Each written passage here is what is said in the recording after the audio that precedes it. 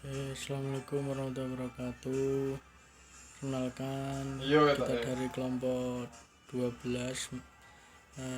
Kita akan membahas tentang corporate governance pada bank syariah. Kelompok pertama anggota kita yaitu Sahida Dewi, NIM terakhir 153, Elva Noviana, NIM terakhir 165, dan Handi Novarendi, NIM terakhir 170. Langsung saja, apa saja yang akan kita bahas di sini. Yang pertama yaitu pengertian corporate governance, yang kedua konsep dan prinsip dasar corporate governance, lalu yang ketiga corporate governance pada bank konvensional dan bank syariah, lalu yang keempat budaya organisasi pada bank syariah, lalu yang kelima kekhususan good corporate governance pada bank syariah, lalu yang terakhir implementasi good corporate governance pada perbankan. Selanjutnya, pengertian corporate governance. Corporate governance adalah rangkaian proses terstruktur yang digunakan untuk mengelola serta mengarahkan usaha-usaha korporasi dengan tujuan untuk meningkatkan nilai-nilai perusahaan serta komunitas usaha. Lalu menurut para ahli, menurut IICG, The Indonesian Institute for Corporate Governance, GCG atau Good Corporate Governance dapat didefinisikan sebagai instruktur, sistem dan proses yang digunakan oleh organisasi perusahaan sebagai upaya untuk memberikan nilai tambahan perusahaan secara berkesinambungan dalam jangka panjang. Dan menurut OECD, The Organization for Economic, Corporate and Development, GCG merupakan struktur yang oleh stakeholder, pemegang saham, komisaris, dan manajer menyusun tujuan perusahaan dan sarana untuk mencapai tujuan tersebut dan mengawasi kinerja. Lalu menurut Indra Surya, GCG terkait dengan pengambilan keputusan yang efektif dibangun melalui kultur organisasi, nilai-nilai sistem. Dari definisi di atas dapat disimpulkan bahwa GCG adalah peraturan yang mengelola dan mengawasi lainnya, mengatur hubungan antara berbagai pihak yang berkepentingan atau stakeholder, terutama dalam arti sempit hubungan antara pemegang saham, dewan komisaris, dan dewan direksi demi tercapainya tujuan organisasi.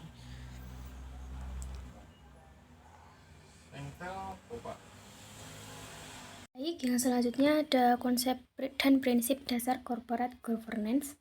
Ada dua teori utama yang terkait dengan corporate governance menurut Shaw pada tahun 2003 adalah stewardship theory dan agency theory.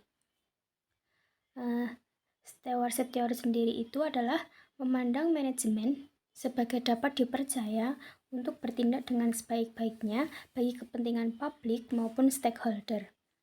Sedangkan agensi teori yang dikembangkan oleh Jensen dan McLean pada tahun 1976 itu memandang bahwa manajemen perusahaan sebagai agents bagi para pemegang saham akan bertindak dengan penuh kesadaran bagi kepentingannya sendiri, bukan sebagai pihak yang arif dan bijaksana serta adil terhadap pemegang saham.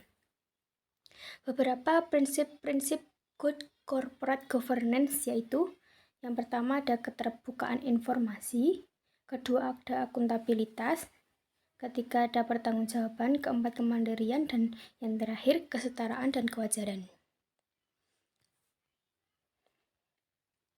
Selanjutnya, corporate governance pada bank konvensional dan bank syariah. Di era pasar bebas ini, kegiatan bisnis dituntut untuk mengembangkan penerapan sistem dan paradigma baru dalam mengelola bisnis.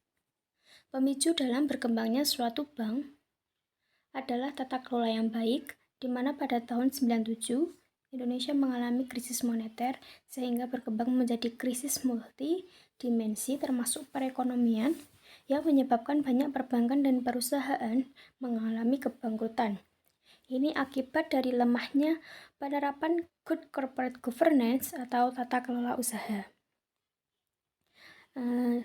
Dan menurut para ahli sendiri yaitu kontribusi potensi bank syariah dan reformasi tata kelola yang memulihkan kredibilitas dan stabilitas di pasar keuangan internasional. Berbeda dengan kegagalan yang terjadi di sektor perbankan konvensional, bank syariah tidak memperlihatkan adanya utang tak tertagih yang besar, namun bertahan selama krisis keuangan. Sedangkan Bank konvensional menghadapi kesulitan besar, namun bank syariah masih terlihat baik selama krisis ekonomi global. Mulai saat itulah, GCG mengemukakan terpuruknya perusahaan atau bank adalah disebabkan oleh tidak patuhnya terhadap prinsip GCG atau tata kelola perusahaan. Selanjutnya, penerapan prinsip GCG. Dalam penerapan prinsip GCG, ada faktor yang sangat mendukung, yaitu faktor dari internal yang mendorong keberhasilan, di mana terdapat budaya perusahaan yang telah mendukung penerapan GCG dalam mekanisme serta sistem kerja manajemen. Pengendalian resiko yang didasarkan pada kaidah-kaidah standar GCG dan faktor eksternal juga yang membantu mendorong keberhasilan dalam pelaksanaan GCG. Selanjutnya, budaya organisasi pada bank syariah. Dengan adanya kesadaran masyarakat untuk menjalankan ajaran Islam yang baik, semakin banyak masyarakat menggunakan bank syariah sebagai tempat menaruh dana, berinvestasi maupun untuk membiayai usahanya. Moral hazard yang terjadi di bank konvensional juga mempengaruhi orang untuk menggunakan jasa bank syariah.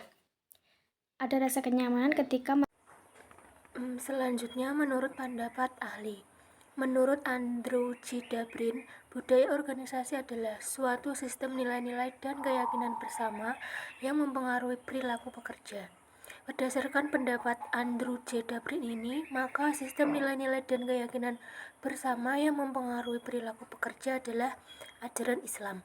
Bank syariah menjalankan prinsip-prinsip syariah dalam berekonomi yang ada di Al-Quran dan hadis serta fatwa-fatwa dari ahli fikih yang merujuk kepada Al-Quran dan hadis. Ketersediaan kursi dan musola di bank syariah ini bisa dibilang sebagai bagian dari kekhasan bank syariah yang berusaha memberikan layanan dan manusiawi dan memudahkan nasabah untuk sholat ketika mereka sedang berada di bank syariah. Dengan melihat kedua hal itu, maka dapat dikatakan bahwa budaya organisasi di bank syariah berusaha menggabungkan dan memudahkan orang melakukan transaksi diiringi dengan kewajiban menjalankan sholat. Ketersediaan kursi yang relatif cukup dan musola adalah dua nilai tambah yang ada di bank syariah.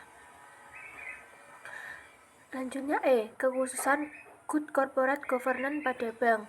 Secara sepintas nampaknya penerapan GCG di bank umum tidak berbeda dengan perusahaan lainnya. Akan tetapi tidaklah demikian halnya good corporate governance pada lembaga keuangan, khususnya bank memiliki keunikan bila dibandingkan governance pada lembaga keuangan non-bank. Menurut Ikatan Bankir Indonesia menyatakan bahwa bank pada dasarnya mempunyai dua ciri khas yang tidak terdapat pada jenis industri lainnya, yaitu 1. Informasi asimetri dalam industri perbankan. Informasi yang asimetri pada industri perbankan mempunyai dimensi dan kompleksitas yang lebih tinggi dari industri lainnya. Yang kedua, peran regulasi dalam corporate governance perbankan. Penerapan GCG perbankan dianggap unik karena memiliki karakteristik yang berbeda dengan perusahaan keuangan jenis lain maupun perusahaan non-keuangan.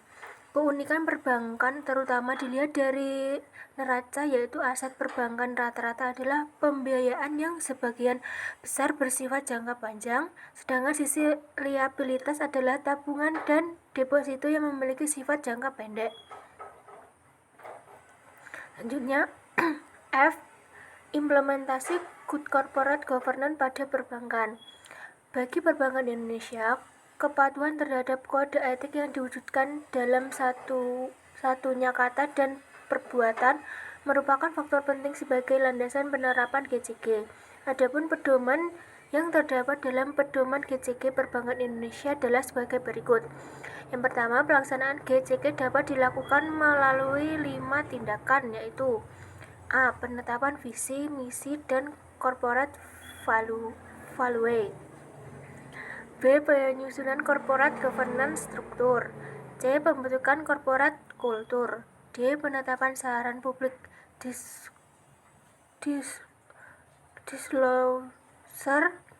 E. Penyempurnaan berbagai kebijakan bank sehingga memenuhi prinsip GCG. Ada pula tahapan penerapan GCK pada bank yang dikemukakan oleh Leo J. Susilo dan Karlen Simarmata. Penetapan tersebut diberi nama A.